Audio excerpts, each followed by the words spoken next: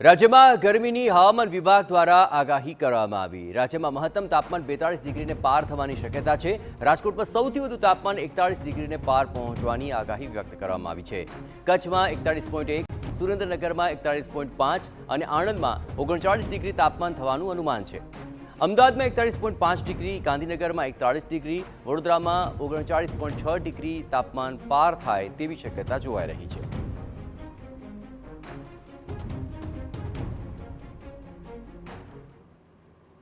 તો આ કાળઝાળ ગરમીનો કહેર કેવો છે તેને લઈને વધુ વિગતે વાત કરવા માટે જોડાઈ રહ્યા છે TV9 સંવાદદાતા જિગ્નેશ। હવામાન વિભાગ જે આગાહી કરી રહ્યું છે અને તેને લઈને આગામી દિવસોની અંદર હજુ પણ આ કાળઝાળનો કહેર કેવો રહેશે અને તેને લઈને શું સતર્ક રહેવા માટે સૂચનાઓ અપાય છે? જિગ્નેશ,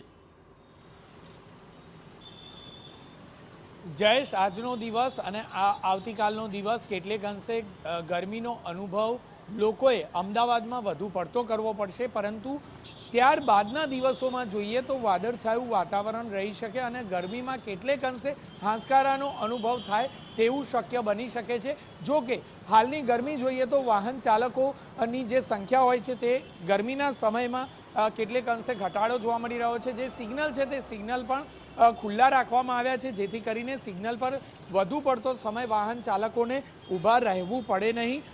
મહત્વની બાબત છે કે 13 થી 16 એપ્રિલ દરમિયાન હવામાન ખાતાએ આગામી દિવસમાં વરસાદની આગાહી કરી છે અને આ જ આગાહીને પગલે કેટલાક વિસ્તારોમાં ગુજરાતમાં સુરત, નવસારી, વલસાડ, ગીર સોમનાથ અને કચ્છમાં કેટલેક અંશે વરસાદ છૂટો છવાયો પડે તે પ્રકારનું જોવા મળશે। આ ઉપરાંત જોઈએ તો 14 અને 15 તારીખમાં છોટાઉદેપુર અને દાહોદ, કચ્છ અને નર્મદામાં પણ આ પ્રકારનો વરસાદનો અનુભવ લોકોને કરશે। છૂટાછવાયા વરસાદનો અનુભવ થશે। આ જ બાબતને ધ્યાન પર રાખી અને જોઈએ તો વરસાદની સાથે સાથે કેટલેક અંશે ભેજવાળા વાતાવરણનો પણ અનુભવ થશે અને વાદળછાયું વાતાવરણ પણ રહેશે, એટલે કે કેટલેક અંશે ગરમીમાંથી રાહત મળશે।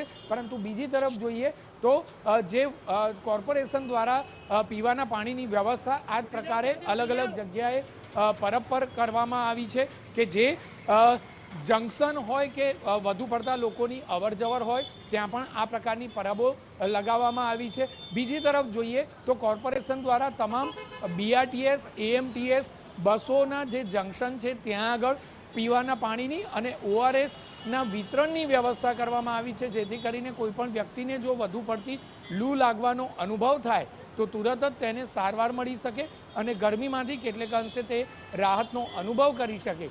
આ ઉપરાંત જોઈએ તો મહત્ત્વના જંકશન પર પાયલોટ પ્રોજેક્ટમાં સ્પ્રિન્કલરની વ્યવસ્થા કોર્પોરેશન દ્વારા કરી છે કે જેથી કરીને આવનાર કોઈપણ વ્યક્તિ, વાહન ચાલકો જ્યારે મહત્ત્વના જંકશન પર પોતાનું વાહન લઈને ઊભા હોય, સિગ્નલ પર ઊભા હોય તો કેટલેક અંશે પાણીનો છંટકાવ કરી ગરમીમાંથી રાહત મેળવી શકાય તે પ્રકારની વ્યવસ્થા કોર્પોરેશને પ્રથમ વખત કરી છે। અને જો આ પાયલોટ પ્રોજેક્ટ જો સક્સેસ રહેશે અને લોકોના અભિપ્રાય સારા રહેશે તો આગામી સમયમાં અલગ અલગ વિસ્તારોમાં, અલગ અલગ જગ્યાઓ પર આ જ રીતે સ્પ્રિન્કલરના માધ્યમથી પાણીનો છંટકાવ કેટલેક અંશે વાહન ચાલકો કે રાહદારીઓ પર કરવામાં આવે તે પ્રકારની વ્યવસ્થા કરવા માટેની તૈયારી કોર્પોરેશનની જોવા મળી રહી છે। જયેશ, બિલકુલ જિગ્નેશ, તમામ ગતિવિધિઓ પર આપ નજર રાખતા રહેજો। તો જેમ જેમ કાળઝાળ ગરમીનો કહેર વધી રહ્યો છે તેમ તેમ હાલ લોકોને પણ સતર્ક રહેવા માટે સૂચના અપાય છે। 5 શહેરોમાં તાપમાન અત્યારે 41 ડિગ્રીને પાર પહોંચી ચૂક્યું છે અને હવે તબક્કે